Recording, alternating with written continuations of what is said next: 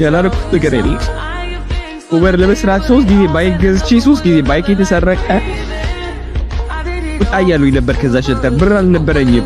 600 የመጨረሻ የነበረች ሳይክል ነው የገዛሁት ኡበር ለመስራት ብዬ ማለት ነው። ሲያስገድዱኝ ውጣ እያሉ የመጨረሻ ተስፋዬ ምን ነበረች? ኡበር ነበረች ባይኳ ማለት ነው። በቃ ለፍቼ እሷን ሆስቴል እንደው ከፍዬ እናገርቻለሁ አልኩኝ።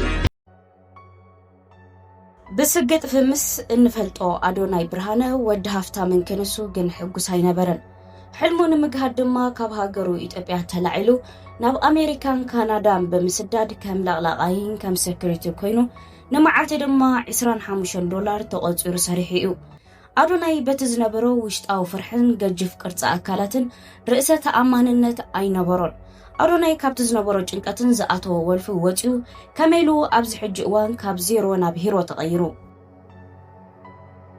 ሰላም ንዓኹም ሰብርሕኹም ቀረባን ተኸታተልቲ ናይ ጓልሽሻ ዩቲዩብ ከመይ ትህሉ እምበር ከኣስ ንሎም መዓልቲ ሒዘልኩም መፅእ ዘለኹ ብዛዕባ ቲክቶከር አዶናይ ሕፅር ዝበለ ብዛዕባኡ ዝምልከት ስቶሪ ሒዘልኩም መፅእ ኣለኹ። ክሳዕ መወዳእታ መሳይ ክትፀንሑ ብክብሪ እንዳዓደምኩ ቅድሚኡ ግን ነዛ መደብ እዚኣ ብፍቅሪ ጀምርዋ እንዳበልኩ እቶም ሳብስክራይብ ደይገበርኩም ሳብስክራይብ ብምግባር ከምኡውን ላይክ ብምግባር ነዛ መደብ ጀምርዋ ናብቲ ስቶሪ ከብለኩም። አዶናይ ዝተወለደሉ ኣብ መቐለ ኮይኑ ከምኡውን ካብ ኣዝዮም ሃብታማት ስድራ ቤት ዝመፀ እዩ። ኣቡኡን ኣዲኡን ኣብ ከተማ መቐለ ኣዝዮም ሃብታማት ኢንቨስተራት እዮም።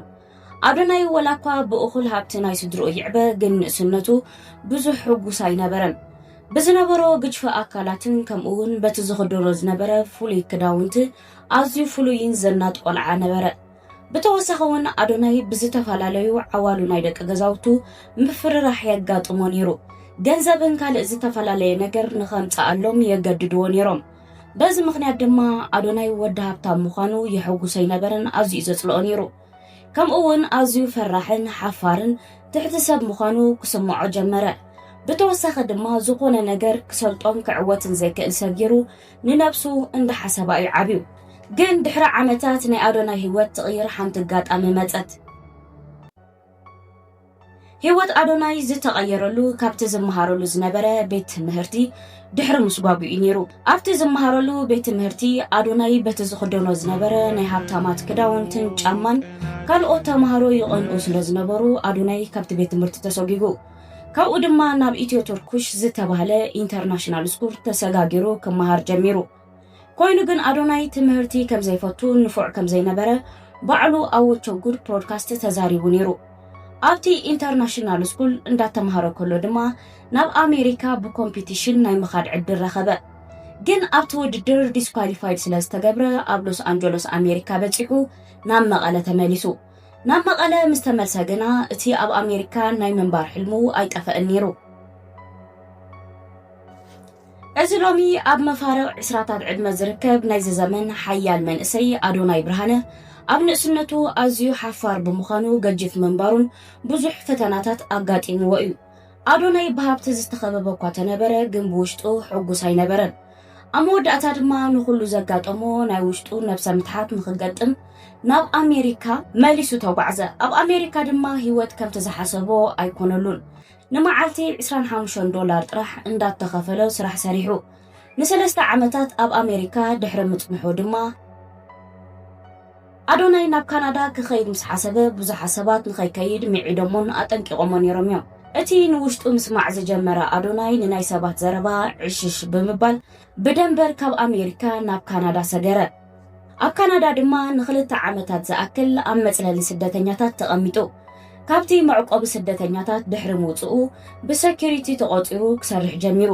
ብተወሳኺ ድማ ነቲ ንዓመታት ዝሕፍሮ ዝነበረ ቅርፂ ሰብነቱ ንምቕያር ከዓ ጂም ጀመረ። ኣብዚ እዋን ድማ አዶናይ ቲክቶክ ከፊቱ ጀሚሩ ነይሩ። ንሱ ቲክቶክ ክጅምር ከሎ ነዚ ናይ ሎሚ ደረጃ ክበፅሖ ኢሉ ይኮነን። ካብቲ ዝስምዖ ዝነበረ ናይ ፍርሓት ስምዒት ንምውፃእ ናይ ህይወቱ ጉዕዞ ከመይ ከም ዝኾነን ጂም ምስርሑ ከርኢ ኢሉ ጀሚርዎ። ግን ብዘይተፀበየ መንገዲ ብዙሓት ፎሎወርስ ክውስኹ ጀሚሮም። ንሱ እውን ኣይሓመቐን። ነብሱ ብዝተፈላለየ መንገድታት ብምዕባይ ንሰባት ብዛዕባ ኮንፊደንስ ፊትነስን ካልኦት ሞቲቬሽናል ሓሳባት ንሰባት ክምህር ጀሚሩ። ብድሕሪዚ አዶናይ ኣብ ሓፂር ግዜ እዩ ብሰባት ተፈታውነትን ተቐባልነትን ረኺቡ። ከምኡውን ናይ ቲክቶክ ሰዓብቱ ካብ 10,000 ናብ ኣማኢት ሽሓት ተሰጋጊሮም። ኣዶናይ ግን በዚ ደው ኣይበለን ብዛዕባ ዝተፈላለዩ ነገራት ከንብብን ክመሃርን ጀሚሩ ንኣብነት ብዛዕባ ቢዝነስ ብዛዕባ ፐርሰናል ዲቨሎፕመንትን ብዛዕባ ፐርሰናል ብራንድ ተማህረ ብድሕሪ እዚ ድማ ናይ ፊትነስ ኮርስ ኣዳልዩ ክሸይጥ ጀሚሩ በዚ ድማ ናይ ዓመት ኣታዊኡ ኣብ 4-5 ወርሒ ጥራሕ ክረክብ ክኢሉ ግን ዓወት ኣዶናይ ነዊሕ ኣይኮነን ብዘይ ተፈልጠ ምኽንያት ናብ ጭንቀትን ወልፍን ተመሊሱ ብገንዘቡ ሓጎስ ክረክብ ኣይከኣለን ብገንዘቡ ገይሩ ብዙሕ ይሕጉሰን እዮም ዝብሎም ነገራት ገይሩ ግን ፈጺሙ ሕጉስ ክኸውን ኣይከኣለን ብድሕሪዚ ናይ ባንክ ሒሳቡ ቸክ ምስ ገበረ $11 ጥራሕ ኣብ ኣካውንቱ ነይርዎ All right, so look at that. $11 ብቻ ነው ያለኝ ባንክ አካውንት ውስጥ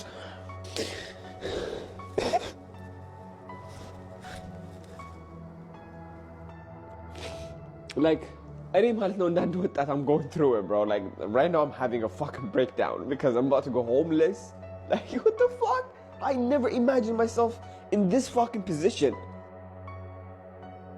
ነዚ ምስራኤ ድማ ኣዶናይ ካሜራኡ ከፊቱ ዘለኒ $11 ጥራሕ ናብ ጎደና ኮጽኤ ግዳም ሓደር ክኾን ብምባል ቪድዮ ሰሪሕ ዘርግሖ እቲ ቪድዮ ድማ ናብ ብዙሓት ሰባት ተባጽሐ ብዙሓት ኣድነቕቱን ፈተውቱን ድማ በትሽዑ ኢዶም ዘርጊሖምሉ ኣብ ላይፍ ድማ ብዙሓት ሰባት ጊፍት ብምሃብ ፍቕሮም ገሊጾምሉ ኣዶናይ ድማ ካብ ምድናቕ ሓሊፉ ብዘይ ሓሰቦ መንገዲ ብዙሕ ገንዘብ ረኺቡ ኣብ ላይፍ ን15 ደቂቕ ጥራሕ ጸኒሑ ነይሩ ነገር ግን ብዙሓት ሰባት ይከታተልዎ ነይሮም ከምኡውን ብዙሓት ሰባት ጊፍት ይሰድሉ ነይሮም እቲ ዝገርም ሰባት ጊፍት ሰዲዶም ከይወድኡ ከለው እዩ ኣዶናይ ይኣኽለኒ ብምባል ባዕሉ ካብ ላይቭ ወፂኡ ኣቋሪፅዎ ካብኡ ሓሊፉውን ኣብቲ እዋን ብዙሓት እንዳደበሉ የበራታትዕዎ ነይሮም ሓደ ካብኦም ድማ ኮኸብ ስነ ጥበባዊ ዶክተር ቴዲ ኣፍሮ ከይተረፈ ደው ኢሉ ከም ዘበራታትዖ ኣዶናይ ኣብ ዝተፈላለዩ ብሮድካስት ተዛሪቡ ነይሩ ብዝኾነ ድሕርቲ ላይቭ ኣዶናይ ኣዝዩ ፍሉጥ ኮነ ናይቲ ላይቭ ዝተቆራረጹ ቪድዮታት ድማ ኣብ ቲክቶክ መሊኦሞ በዚ ምኽንያት ድማ ተወሳኺ ብዙሓት ፎሎወርስ ክረክብ ክኢሉ ብድሕሪዚ ኣዶናይ ፕሮሰሱ ወዲኡ ናብ ሃገሩ ኢትዮጵያ ተመሊሱ ድሕሪ ናብ ኢትዮጵያ ምምጽኡ ኩሉ ነገሩ ተቐይሩ ካብቲ ናይ ቀደም ብዝፍለ ሓድሽ ኮንተንት ሒዙ ይመጽኡ ቅድሚ ሕጂ ንፈልጦ ኣዶናይ ዘይኮነስ ካልእ ሰብ ኮይኑ እዩ ኣብ ሓጺር እዋን ብጣዕሚ ብዙሕ ስራሓት ሰርሐ ወላ እኳ መንገዲ ኣዶናይ ጽቡቕ እንተነበረ ነገር ግን ኣወቸው ጉድ ኣብ ዝገበሮ ኢንተርቪው ዝተቆራረጹ ቪድዮታት ብምውጻእ ንዝጸልእዎ ኩሎም ጽቡቕ ኣጋጣሚ ስለ ዝነበረ በቲ ኣዶናይ መሃሪ ኢሉ ዝተዛረቦ ሴጋ እንዳበሉ ክጸርፍዎን ከሸማቕቕዎን ፈቲኖም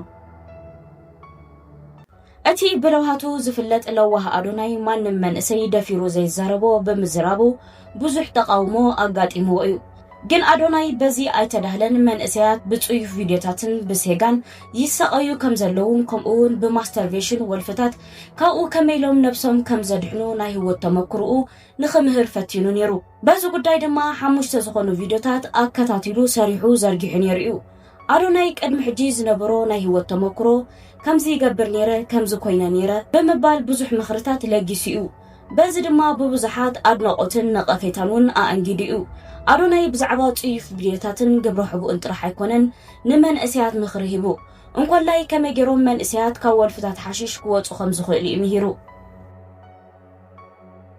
ኣዶናይ ኣወቸው ጉድ ብዝተዛረቦ ብዙሕ ወቀሳታት ክመጽእ ከሎ ንሱ ግን ኣይተሰብረን እቲ ናይ ቀደም ኣዶናይ ፈራሕን ኮንፊደንስ ዘይብሉ ኣብ ውሽጡ ይነበረን ንሱ ጠፊኡ ሓያል ሙሉእ ርእሰ ተኣማንነት ዘለዎ ሓድሽ ኣዶናይ ንነጋቲቭ ሓሳባት ምስማዕ ኣቋሪጹ ነቲ ዘጋጠሞ ፀቕጣ ሓሊፉ ኣብ ሓጺር ግዜ ብዙሕ ስራሓት ሰሪሑ ኣብ ኩሉ ክልላት ናይ ኢትዮጵያ እንዳዘረ ድማ እዚ ዘይባህሉ ሰናይ ስራሓት ሰሪሑ እቲ ቀንዲ ኣብ ልቢ ህዝቢ ቦታ ንኽረክብ ዝገበሮ ድማ ብለውሃቱ ንብዙሓት ብምሕጋዙ ብናይ ካልኦት ሓጎስ ብምጥቁዕ ነይሩ ኣዶናይ ኣብ ውሽጢ 4 ኣዋርሕ ማንም ቲክቶከር ክገብሮ ዘይክእል ዓወቱ ተጎናጺፉ ካብኡ ሓሊፉ ድማ ምስ ቲክቶከር ጃኒ ዝጀመሮ ፍቕራዊ መቀራረቡን ንብዙሓት ተኸተልቱ ሓጎስ ዝፈጠረን ናይ ክልቲኦም ጥምረት ድማ ብህዝቢ ዝተፈትወ ኮነ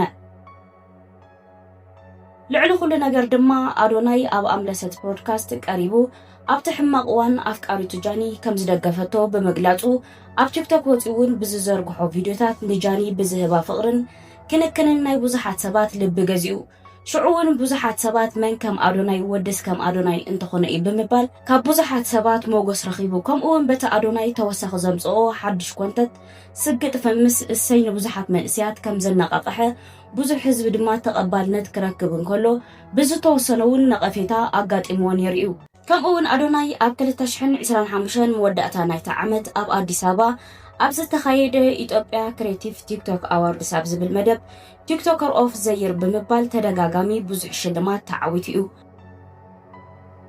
ናይዚ ዘመን ንጉስ ዝኾነ ኣዶናይ ብርሃነ ብዘለዎ ናይ ስራሕ ሞራልን ናይ ቅንዕናን ለውሃትን መንፈስ ክድነቕ ይግብኦ እዩ ጥቕሚ ቲክቶክ ብግቡእ ዝጥቀመሉ ዘሎ ኣዶናይ ናይ ባዕሉ ብራንድ ኣብ ምዕባይ ይርከብ በዚ ዝተጓዓዞ መንገዲ ድማ ኣብ ልቢ ብዙሓት ዓቢ እምነት ኣቐሚጡሎ ከምኡውን ኣብ ዝሓለፉ መዓልታት ብ28 መጋቢት 2026 ኣብ ኣሜሪካ ብዘዳልዎ ሞቲቬሽናል ኢቨንት ብትግሃቱን ጻዕሩን ዘይተገረመ የለን ኣዶናይ ኣርኣያ ነዚ ናይ ሕጂ ዘሎ ወለዶ እዩ